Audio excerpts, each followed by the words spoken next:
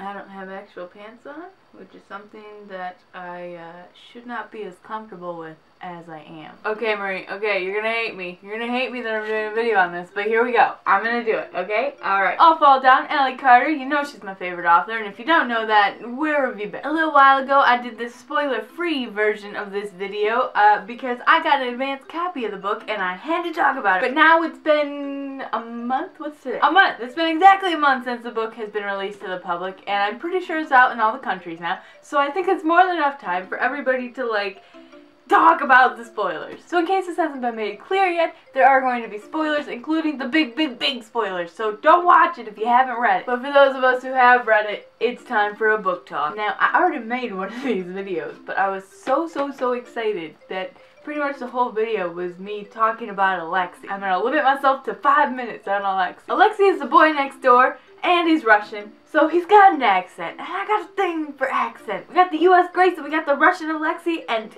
their love is clearly forbidden. And what more do you need than a forbidden love? I mean, come on. And then we have the whole Jamie-Alexei thing, which I need to see Jamie and Alexei together. I need to see Jamie and Alexei hanging out together, and Jamie will be like, hey Alexei, let's go, and then Alexei will be like, but Grace, and then Jamie will be like, what? Long story short, I just need to see Alexei choosing Grace as well as Jamie. Next we gotta talk about Noah, because I said we were going to talk about Noah in the last video, so now we gotta talk about Noah. Noah is the Ron Stoppable of the Embassy Row universe, and I love it. Noah is way more of a people person than Grace is, which we saw when he, like, high-fived Martin the Marine, and Martin the Marine was like, yo. That's gonna help us out in the long run. I don't know how, but Grace is horrible at people, so she's gonna need a little bit of help there. Also, something that Noah's gonna help us out with is that he's got the 2 embassies behind him. He has Brazil and Israel Israel is very interesting because the Israeli embassy is right on the corner of 2 streets that are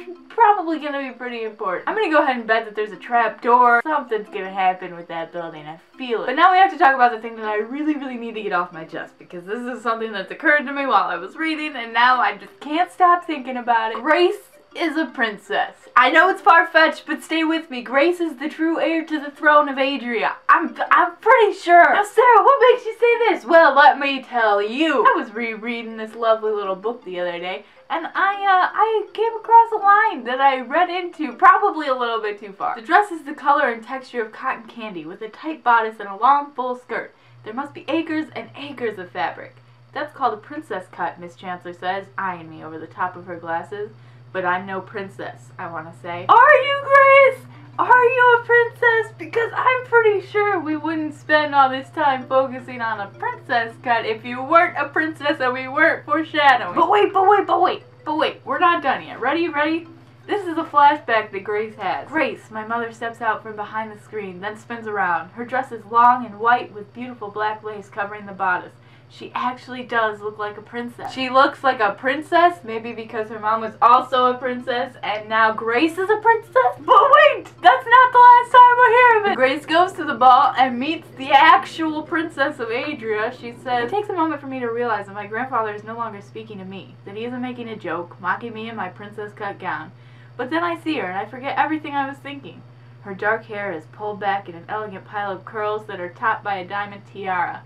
Her dress, I note, is not a princess cut, but I don't stop to comment on the irony. The actual princess does not have a princess cut dress, but Grace does have a princess cut dress. Now, this could just be linking back to something else that we thought, but I'm a little curious about this grandmother we know nothing about. Grace's grandmother died before she was born, and was also a native Adrian. Now, when we sit down on the steps with Miss Chancellor, and we have a little heart-to-heart later on in the book, we learn that Miss Chancellor and Grace's mom became friends after the grandmother died. Which, you know, could be a standard thing, but, you know, being friends with Miss Chancellor has become a bit of a mystery ever since we found out what happens at the end of the book. Miss Chancellor is clearly a huge part of this underground rebellion thing, and she kicks butt and heels. And all through the book, Grace describes her relationship with Miss Chancellor as Miss Chancellor trying to become friends with her. We hear that sentence a lot. Miss Chancellor is trying to become friends with Grace. And at the end of the book, Miss Chancellor does become friends with Grace and shows her this huge underground room where Grace is presumably going to train to be a part of the rebellion. So becoming friends with Grace's mom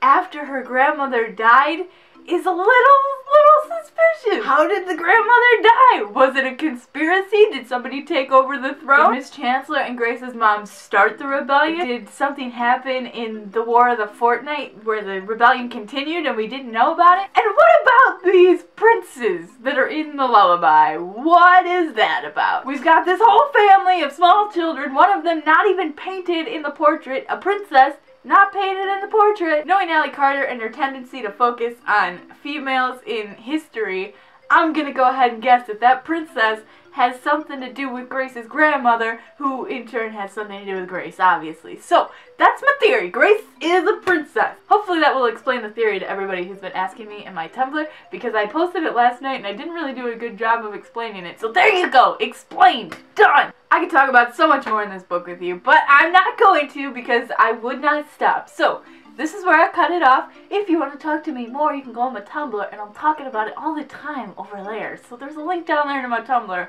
and I don't shut up about it. So really, you'll get enough. If you like this video, give it a big thumbs up, and leave all your favorite moments from All Fall down in the comments. Make sure you catch Marie on Wednesday, and I'm going to see you next Friday.